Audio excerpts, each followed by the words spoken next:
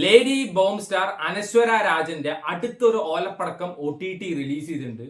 വ്യസന സമേതം ബന്ധുമിത്രാദികൾ പറയാൻ ഭയങ്കര എളുപ്പമായിട്ടുള്ള ഒരു പേരാണ്. ഈ മറ്റേ സുര ശശി എന്നൊക്കെ പറയാൻ പറ്റുന്ന പോലെ ഈ കടിച്ചാ പൊട്ടാത്ത ഔലോസ് ഉണ്ടെങ്കിൽ ഇടാൻ പറ്റുന്ന ഒരു പേര് എന്നൊക്കെ വേണമെങ്കിൽ പറയാം. ഇതേപോലത്തെ ഒരു ടൈറ്റിൽ ഈ ഇടയ്ക്ക് ഞാൻ കേട്ടിട്ടുണ്ടായിരുന്നു.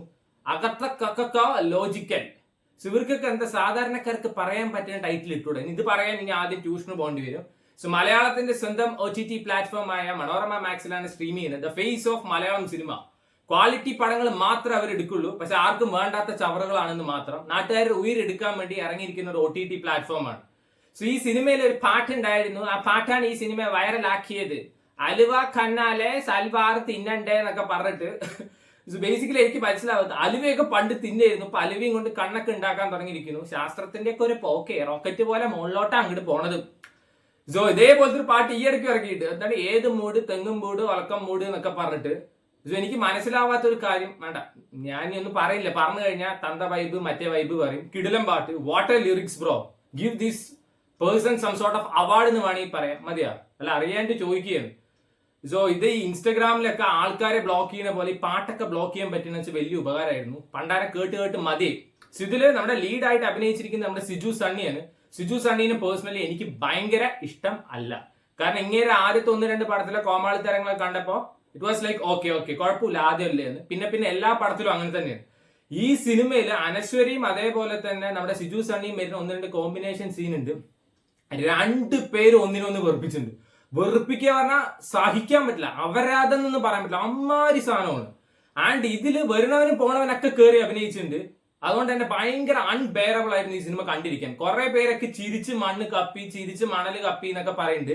ഞാൻ മണ്ണും കപ്പിയില്ല, മണലും കപ്പിയില്ല, ചിരിച്ചുമില്ല, കരഞ്ഞുമില്ല. എനിക്ക് നന്നായി ഉറങ്ങാൻ പറ്റിയ ഒരു സിനിമയാണ്. ഞാൻ ഒരു പോയിന്റിൽ പോലും ഈ സിനിമ കണ്ടിട്ട് ചിരിച്ചിട്ടില്ല. എനിക്ക് അത്രയും വെറുപ്പിക്കുന്ന ഒരു പടമായിട്ടാണ് തോന്നിയത്. ഞാൻ മിണ്ടാണ്ട് ഹാർട്ട് ബീറ്റ് സീരീസ് ഇരുന്ന് കണ്ടുകൊണ്ടിരിക്കുകയായിരുന്നു. അപ്പോഴാണ് റിയ എനിക്ക് വ്യസന സമേതം ബന്ധുമിത്രാദികൾ റെക്കമെൻഡ് ചെയ്തത്. സോ ഇപ്പോൾ നല്ല മാറ്റമുണ്ട്, മനസമാധാനത്തിനാണ് മാത്രം. സോ എന്തിനാണ് മനോരമ മാക്സ് ഇങ്ങനത്തെ ചവർ എടുക്കണമെന്ന് എനിക്ക് മനസ്സിലായിട്ടില്ല. സോ ഒരു മരണ വീട്ടിൽ നടക്കുന്ന ഇൻസിഡൻസും കാര്യങ്ങളൊക്കെയാണ് ഇതിൽ പറയുന്നത്. ഇതിൽ ആകെ മര്യാദയ്ക്ക് പെർഫോം ചെയ്തിരിക്കുന്നത് മല്ലിക സുകുമാരൻ മാത്രമാണ്. അത് ചെറിയൊരു റോൾ ആൾക്കുള്ളൂ. ഒന്ന് പടം ഇമോഷണൽ ആയിട്ട് വരുമ്പോൾ ഇവരുടെ കോമാളിത്തരങ്ങളും കോപ്രായത്തരങ്ങളും കുത്തിക്കയറ്റും. അവിടെ അങ്ങോട്ട് വെറുപ്പിക്കലാണ്, അത്രയും വെറുപ്പിക്കലായിരുന്നു. മനസ്സമാധാനം പോയി കിട്ടിയെന്ന് വേണമെങ്കിൽ പറയാം. ആൻഡ് ഇതില് കുറച്ച് സ്ത്രീ കഥാപാത്രങ്ങളുണ്ട്. റിയൽ ലൈഫിൽ പോലും ഈ അവന്റെ ഭാര്യ ഓടിപ്പോയി, ഇവന്റെ കൊച്ചു ഓടിപ്പോയി എന്നൊക്കെ നോക്കിയിരിക്കുന്ന കുറെ സ്ത്രീകളുണ്ട്. അവര് പോലും ഇത്ര തേർഡ് റേറ്റ് ആയിട്ട് സംസാരിക്കില്ല. അജാതി വർത്താനമാണ് ഇവര് പറയുന്നത്. ആൻഡ് ഇതിൽ അനശ്വരയുടെ അമ്മയായിട്ട് ഒരു ചേച്ചി അഭിനയിച്ചിട്ടുണ്ട്. കിടു ആയിരുന്നു കേട്ടോ. കിടു പറഞ്ഞു കഴിഞ്ഞാൽ ഏത് നേരം ആ ചേച്ചിക്ക് ചാവണം, ഫാനി കെട്ടി തൂങ്ങി ചാവും, അല്ലെങ്കിൽ ഫ്യൂറിഡാൻ കഴിച്ച് ചാവും. എന്റെ പൊന്നെ ചേച്ചി അങ്ങനെ ചാവാൻ തോന്നി പോയി ചാവുക, അല്ലെ നാട്ടുകാർ ഉയരെടുക്കല്ലേ ചെയ്യുന്നുണ്ട്. ഒരു സുഹൈൽ എന്നുള്ള പേര് ജുനൈദ് ഖാൻ അല്ലെങ്കിൽ മറ്റേ ഷോബിബ അക്തർ, ഷാഹിദ് അഫ്രീഡി എന്നൊക്കെ മാറ്റി പറഞ്ഞാൽ ചിരിയൊന്നും വരില്ല. എനിക്ക് പേഴ്സണലി ചിരിയല്ല, വെറുപ്പിക്കലായിട്ടാണ് തോന്നിയത്.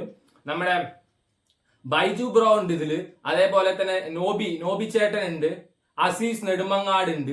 എല്ലാവരും വെറുപ്പിക്കലായിരുന്നു. സീരിയസ് ആയിട്ട് ഒരു തുള്ളി ഇമോഷണൽ കണക്ഷനോ അല്ലെങ്കിൽ ഒരു കോമഡിയോ എനിക്ക് ഈ സിനിമയിലൊന്നും തോന്നിയിട്ടില്ല. ആൻഡ് ഇവർക്ക് നെയ്ബർ ആയിട്ട് ഒരു അലവലാതി വേറെ ഉണ്ട്, അത് അതിലേറെ വെറുപ്പിക്കലായിരുന്നു. ഇവരുടെ കോപ്രായത്തരം, ഈ സിജു സണ്ണിയുടെ കോപ്രായത്തരും, അതിന്റെ ഇടയ്ക്ക് അനശ്വര ഇടയ്ക്ക് ഒരു ക്യൂട്ട്നെസ് വാരി എറിയുന്ന കാര്യങ്ങളൊക്കെ ഉണ്ട്. ഒരു കലിപ്പൻ വരുന്നുണ്ട്. ഭയങ്കര ബോറായിരുന്നു.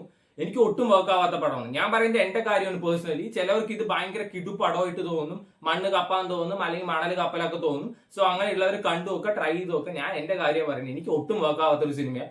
1 മണിക്കൂർ 54 മിനിറ്റ് അല്ലെങ്കിൽ നരകം കാണിച്ചു എന്ന് വേണമെങ്കിൽ ഞാൻ പറയാം. ആൻഡ് ഞാൻ കണ്ടുകൊണ്ടിരുന്ന ഹാർട്ട് ബീറ്റ് പറഞ്ഞു, അത് കിടു സീരീസ് ആണ്. കാണാത്തവരുണ്ടെങ്കിൽ കണ്ടു നോക്കുക. 2 സീസൺ, ഏകദേശം 150-170 എപ്പിസോഡ് ഉണ്ട്. തമിഴ് സീരീസ് ആണ്, അടിപൊളിയാട്ടോ. ഭയങ്കര ഫീൽ ഗുഡ് ആയിട്ടുള്ള സീരീസാണ്. ഞാനിപ്പോൾ 50 എപ്പിസോഡൊക്കെ എത്തിയിട്ടുള്ളൂ. സോ ഞാൻ ഇതിന്റെ സ്റ്റോറി എന്തോ ഈയിടയ്ക്ക് ഇട്ടപ്പോഴാണ് ഇതിന് ഇത്രയും ഫാൻ ബേസ് ഉണ്ട് എന്ന് എനിക്ക് മനസ്സിലായത്. നൈസ് സാധനമാണ്, വേണ്ടവർ ഇരുന്ന് കണ്ടു വെക്കുക. സോ ഇത് വേണ്ടവർ ഇരുന്ന് കണ്ടു വെക്കുക, ട്രൈ ഇറ്റ് ഔട്ട്.